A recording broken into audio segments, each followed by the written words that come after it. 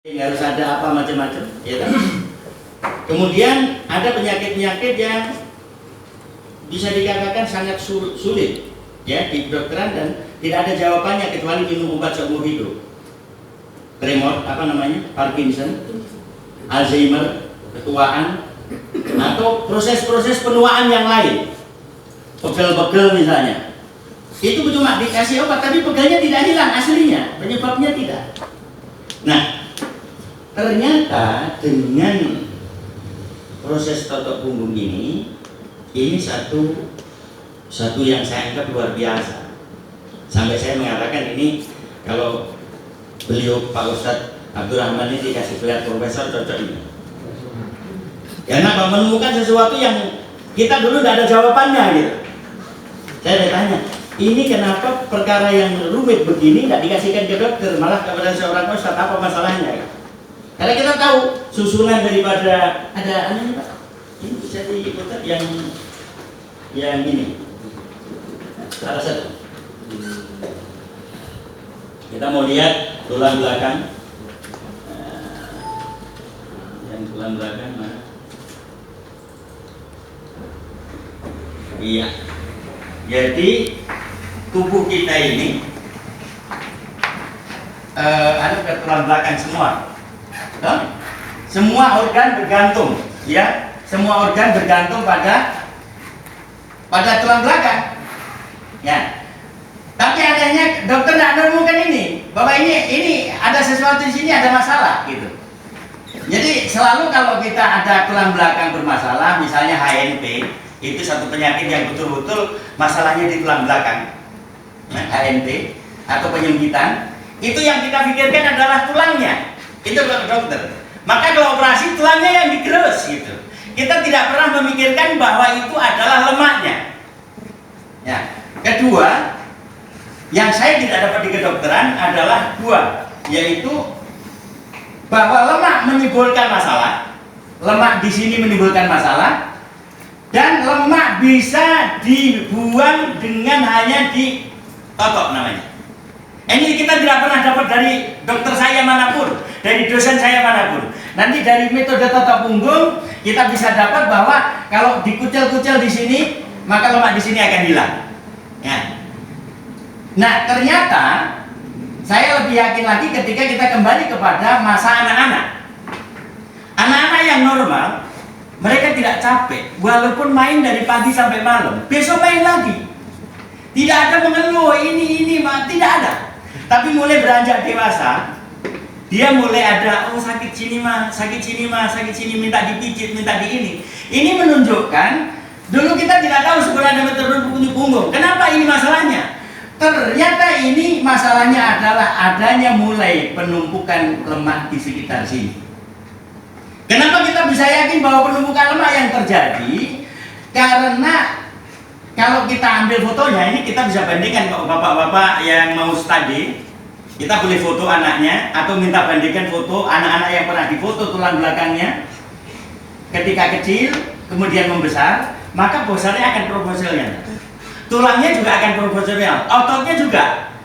Yang paling tidak proporsional nanti adalah adanya lemak, ya, ketebalan lemak dan lain-lain. Itu kalau kita mau periksa, pemeriksaan yang paling cocok adalah dengan bukan lab, tapi radiologis, ya, pemeriksaan radiologis karena dia akan menunjukkan ketebalan lemak. Ya. Nah, sekarang yang jadi masalah, apa perbedaan khas antara totok punggung dengan kedokteran? Perbedaan khasnya sederhana sekali. Kalau kita di kedokteran itu kalau kita mau periksa orang suruh telentang. Kita periksa depannya, ya. Kita periksa depannya, kecuali beberapa pemeriksaan memang dari belakang, tapi itu sangat sedikit. Pemeriksaan yang dari belakang itu adalah untuk mendengarkan suara paru dan untuk melihat koliter itu ditepuk di belakang memang. Tapi selain itu rata-rata ada di depan.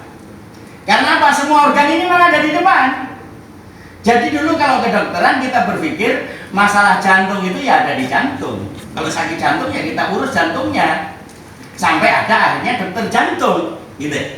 Ya, kalau masalah di hati, di paru-paru, Ya diurus paru-parunya, sumbatannya, ininya, obat untuk paru-parunya. Nah, maka ada dokter paru-paru. Maka kalau gaster yang rusak, susah makan, susah ini, mual dan lain-lain, maka gasternya, ya, lambungnya yang diurus. Sampai ada spesialis khusus gastroenterologi. Nah, kalau ginjal yang bermasalah, ya, maka sampai ada dokter ginjal, ya. Nanti sampai ada kandung kencing yang bermasalah, ada khusus dokter itu mengenai ngurusi kandung kencing. Tapi anehnya di kedokteran ini, di pelajaran awal ada namanya pelajaran fisiologi, itu tentang sistem saraf, sistem pembuluh darah, ada sistem limfe, ada sistem saraf otonom. Itu nanti pada proses terapi tidak ada, karena ketika pada terapi itu yang kita pelajari adalah ke organ-organ masing-masing. Nah, kecuali teman-teman yang ahli fisiologis, maka ada teman-teman yang dia pinter fisiologisnya, pinter biokimia, dia bisa terapi yang nggak dibisai oleh dokter-dokter yang ahli-ahli ini. Karena apa? Dia akan pulihkan fisiologis dan lain sebagainya. Nah, kerja kita atau otot punggung itu untuk apa? Kita tidak urusi ini. Maaf, kita tidak urusi depannya. Kalau orang orang medis ditentangkan orang, ahli otot punggung tidak. Sebaliknya, kalau ada orang sakit, mana punggungmu? Saya juga begitu. Dulu kalau telat Pak periksa depan, pakai foto macam-macam. Kalau ini kita tetap mana punggungmu? Ya, menghadap sana Pak. Kalau dulu orang hadap sini, ini mana punggungmu? Dan pemeriksaannya cukup dengan jari. Ini kelebihan otot punggung, kita bisa kerja dengan tanpa kosong, tangan kosong tanpa alat. Yang ini tidak hampir hayal kita lakukan oleh dokter umum. Dokter umum tanpa alat bukan apa-apa. Dia perlu alat, perlu stetoskop, dia perlu ini, perlu macam-macam, perlu lab, perlu macam-macam. Tapi ahli otot punggung tidak. Lengkap sudah alatnya diberikan oleh Allah, cukup dengan jari. Nah, kenapa ini bermasalah di sini? Sekarang kalau ada penumpukan, kenapa ini menjadi penumpukan lemak? Ini yang perlu kita tanya. Ini Pak, punggung ini tidak bergerak antara satu dengan yang lain. Bergeraknya sangat terbatas. Jadi antar tulang ini dia tidak bergerak, geraknya sangat terbatas. Yang bisa bergerak luas adalah, jadi ini porosnya. Kalau kita lihat as, bapak-bapak kalau punya motor, as itu tidak pernah bergerak, betul nggak? Punggung ini sebagai asnya tubuh, dia tidak bergerak, sedikit saja dia. Kita mutar, punggungnya tidak bergerak. Yang mutar kan yang kanan kirinya, ya toh? Kita menunduk, punggungnya sedikit saja bergerak. Ya, kita begini, kakinya yang bergerak, punggungnya tidak. Tapi kita harus ingat, semua kontrol ada di sini.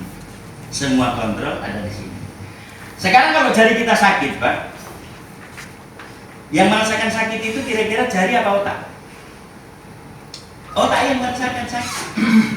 Tapi otak ini merasakan sakit di sini, dia lewat mana? Ya, dia lewat sini dulu, mampir dulu di punggung, ya, mampir dulu di punggung baru naik. Nah, selain otak Pak, ini jadi di dalam ini tulang punggung ini Pak ada namanya medula spinalis. Medula spinalis ini berhubungan langsung dari otak. Bahannya sama dengan otak sampai ke bawah, ya, sampai ke L5 di sini. Disinilah nanti dari kanan kiri kita itu mengeluarkan saraf, serabut saraf. Nah, termasuk saraf-saraf di kepala itu keluar dulu ke leher, turun, baru naik lagi. Kecuali beberapa saraf yang langsung dari otak, ya, untuk saraf mata. Ada yang langsung dari otak, saraf pendengaran ada langsung dari otak. Tapi perdarahannya tetap lewat bawah, yang aliran darahnya. Jadi bisa nanti kalau kerusakannya di mana? Kalau kerusakannya karena aliran darah, kemungkinan bisa diperbaiki itu penglihatan. Tapi kalau kerusakannya karena sarafnya yang memang langsung dari otak, maka mungkin juga bisa baik karena mungkin permasalahannya di sini karena perdarahan yang naik ke otak tidak normal. Ini gambar, ini belum lengkap Pak ya, ini baru menunjukkan saraf. Sebenarnya di depan sini, ini ada jalur lagi namanya vena cava inferior, jadi pembuluh darah yang besar ke bawah sama ke atas.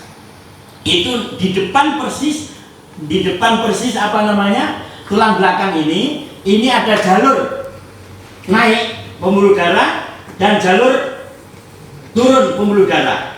Itu juga hampir berimbit dengan darah kembali. Jadi darah yang dari jantung, ini dari jantung, ini nanti dari depan dia ke belakang dulu, turun ke belakang dulu dia naik. Jadi kalau ini misalnya terlilit agak besar oleh apa namanya lemak, maka akan terjadi penyempitan, pressure. Karena lemak ini tidak mungkin cuma jendol di sini, di belakang sini. Dia pertama-tama lemak akan mencari tempat di sini sembunyi, di tengah, di dalam lubang-lubang ini. Karena orang sembunyi pasti cari tempat yang aman, betul Pak Tentara? Tidak mungkin sembunyi kok di sini, tidak sembunyi namanya.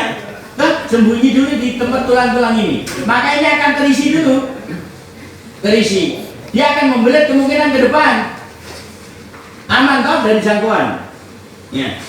Ini juga saya tadi malam baru dapat inspirasi kenapa kita ini dilarang tidur tengkurap. Karena ketika tidur tengkurap, ini punggung di belakang sini jadi tempat aman untuk lemak. Tapi kalau punggungnya di bawah digesek-gesek terus, lemaknya nggak akan ada di situ. Jadi kenapa orang ini punggungnya ada yang lemaknya tebal, ada yang tipis, bahkan ada yang ini kemungkinan dari posisi tidur. Ya, kalau saya ini hampir jarang tidur tengkurap, posisinya tidak ada lemaknya di belakang, sedikit sekali. Tapi yang kalau tidur tengkurap, berarti kan lemak di sini, ini enak dia nempel, karena tidak digoyang-goyang dia, tidak bergesekan, tidak apa, tidak kena sentuhan, merasa aman dia. Numpuk di sini, banyak ada yang tebal di sini. Tapi ada orang-orang betul-betul tipis di sini. Termasuk saya, hanya sedikit di belakang sini, di bawah. Nah, penebalan-penebalan di sini Pak, yang harus kita pahami, kenapa ditotok di sini, di belakang, nanti akan ada hasilnya. Kemungkinan Pak, setelah dari sini akan melebar, jadi kayak karet begini. Jadi dari celah-celah kanan kiri turun, masuk, akhirnya dia tetap akan melingkar begini. Nah, penotokan di bagian belakang ini, yang kita bisa korek kan yang di belakang saja. Yang di kanan kiri kan tidak bisa kita korek. Apa maksudnya? Ketika kita punya karet Pak, begini karet, kemudian kita putus satu sisi, karet itu jadi lentur enggak? Jadi lentur, dia tidak ngikat lagi. Ya? Jadi maka walaupun baru dilakukan sekali, ini sudah menipis. Kalau karet itu misalnya tadinya tebalnya 1 cm, kita kurangi jadi tebalnya 0,5 cm, dia pasti akan melentur. Tapi kalau dia mencengkeram begini, dia kuat sekali. Sama juga dengan lemak, karena lemak ini punya daya lentur Pak. Kalau tidak percaya, kalau nanti punya coba tarik, dia punya daya lentur. Ya? Jadi ketika dia mengikat kuat begini, dia akan jadi timbul masalah. Maka dengan ditotok di belakang, dia akan terputus ini. Ketika dia terputus mulai enak, maka mulai longgar. Maka setiap pasien yang saya lakukan terapi, walaupun hanya 5 menit, dia bilang segar rasanya, ya, segar. Tidak ada yang mengeluh tidak enak, walaupun hanya sebentar kita lakukan. Ya. Jadi ini fungsi daripada totok punggung adalah mengembalikan kondisi pada kondisi seperti anak-anak. Jadi bagaimana punggung bebas daripada lemak. Nah, apa kira-kira yang terjadi ketika ini lemak akan kemana? Saya ada satu pasien yang saya totok 2-3 kali, stroke. Ternyata dia bilang, kencing saya seperti selokan. Kencing saya seperti keluar tidak apa-apa jernih, tapi setelah itu seperti selokan. Jadi dia bisa keluar sebagai kencing lemak. Atau ada juga teman-teman yang mencret ketika di ini keluar sebagai dari ini. Jadi dia tidak diserap lagi karena ini sudah bahan sisa. Jadi tubuh tidak mau lagi pakai dia akan keluar. Maka setelah ada penotokan, nanti kemungkinan akan ada reaksi. Ada yang demam, ada yang panas, ada yang bengkak. Jadi kita totok hari ini reaksinya belum selesai sampai 3 hari. Ya, biasanya hari pertama, penotokan pertama dan kedua itu yang paling sakit. Setelah itu tidak. Ya, ada teman saya yang stroke, yang satunya juga demikian. Jadi inilah mungkin sebagian yang saya sampaikan. Jadi di sini di depan ini Pak ada lagi saraf, namanya saraf otonom. Ya, namanya ada simpulnya. Apa itu saraf otonom? Saraf yang dia bekerja otomatis tanpa kesadaran dari otak. Jadi kalau misalnya dia ada laporan panas, dia langsung kasih otomatis tarik tangan. Perintah otomatis. Itu otonomi. Jadi otonomi ada dalam tubuh kita. Jadi tidak perlu mikir dulu. Kadang kita sudah tarik baru sadar, oh tangan itu narik ya. Baru kita sadari. Jadi bukan nunggu perintah dia. Begitu panas langsung begini. Kenapa? Ada saraf otonom. Dari mana perintahnya? Nanti di depan ini ada. Ini kan saraf yang berkait dengan otak Pak ini. Ada lagi saraf otonom di sini, di depannya ini. Ya. Ada simpatis, ada parasimpatis. Ya, simpatis itu yang sesuai untuk ada parasimpatis, ada anunya di sini. Jadi ketika ada belitan lemak di sini, pertama yang akan terganggu adalah persarafan. Sehingga kadang-kadang hilang rasa, kaki hilang rasa, tidak ada rasanya, mati rasa, ya. Atau masalah hilang rasa, kemudian peredaran darah. Peredaran darah apa yang akan terganggu? Darah ini ada 2 Pak. Darah yang dari jantung yang akan kembali ke jantung. Namanya arteri dan vena. Apa bedanya? Darah yang dari jantung itu ada ototnya Pak. Pembuluh darah itu ada ototnya. Sehingga dia ada kekuatan untuk tetap membuka. Dia lebih tebal. Jadi kemungkinan tergenjat lemak. Kalau ini tidak. Ya. Karena ada ototnya. Kalau yang vena itu tidak ada ototnya, dia lembek. Karena dia lembek, kalau dia terkena pressure dari kanan kiri, dari sumbatan itu bisa bentuknya ini lumen. Ini yang selalu dipikirkan dokter. Sumbatan itu di dalam lumen begini. Ini selang, di selangnya ada masalah. Inilah yang kita bisa periksa dengan kolesterolku tinggi dan lain-lain. Itu yang di dalam lumen Pak. Tapi yang pressure dari kanan kiri atau dari keliling kita nggak bisa periksa. Maka kenapa orang gagal di terapi hipertensinya dengan obat-obatan? Karena obat-obat hipertensi hanya mempengaruhi yang di dalam lumen, yang di luar lumen tidak. Itulah pentingnya tindakan. Padahal selama ini kalau kondisinya sudah perubahan anatomis, obat tidak bisa menjangkau. Ya. Ada tindakannya operasi, tapi operasi itu ada syaratnya. Itu harus kelihatan oleh mata, harus bisa diambil oleh pisau. Sekarang kalau misalnya setengah mili Pak, bisa diambil oleh pisau? Tidak bisa. Setengah senti saja susah diambil oleh pisau. Jadi praktis kelainan-kelainan ini tidak bisa dilakukan dengan operatif. Karena apa? Sangat kecil jembatannya. Yang kedua, bahwa saraf pembuluh darah itu keliling terus, itu berhubungan semua. Mana yang ada sumbatan di satu tempat pasti mempengaruhi yang lain. Karena dia berdana berhubungan. Kalau ada sumbatan di sini, pasti yang lain terpengaruh. Maka jangan dianggap remeh ketika sumbatan terjadi di sini. Dan ini pembuluh darah besar semua. Nah, inilah mungkin yang saya jelaskan sedikit. Nanti mungkin bisa ditambah sambil ini. Kalau ada yang pertanyaan setelah Pak Ustadz nanti menjelaskan, baru mungkin kita jawab yang lain. Jadi dari saya terima kasih sedikit ini. Mudah-mudahan bisa menambah teman-teman wawasan. Kemudian ada juga 2 ibu dokter dari tiga ibu dokter ya ada bersama kita. Mudah-mudahan dengan ini yang jelas kita dengan metode otot punggung ini beberapa penyakit yang selama ini kita mau di kedokteran, artinya tidak bisa diselesaikan kanker, ya. Kita sudah angkat tangan untuk kanker, pasti pembedahan karena obat mampu lagi, kemudian pakai radioterapi juga sangat berat konsekuensinya. Kemudian gagal ginjal saya sendiri, kemudian Parkinson, epilepsi, kemudian juga tadi Alzheimer, penuaan, dan yang lain-lain, proses penuaan. Kemudian yang lain-lain itu kita nggak bisa dari segi medis, tapi ternyata dengan totok punggung ini bisa. Jadi sebenarnya totok punggung ini medis sekali gitu. Maksudnya medis sekali, sangat sesuai dengan kondisi ini. Cuma anehnya ya selama ini belum terbuka untuk kita. Kemudian saya ingin sampaikan pengalaman saya. Saya ada perlemakan di daerah tulang ekor ini. Saya terapi sendiri karena bisa dijangkau. Tadinya kalau saya mau tidur harus diinjak dulu oleh anak saya atau istri saya, baru bisa tidur karena kaki selalu capek. Tetapi setelah ini hilang, itu nggak capek-capek lagi, jarang capek.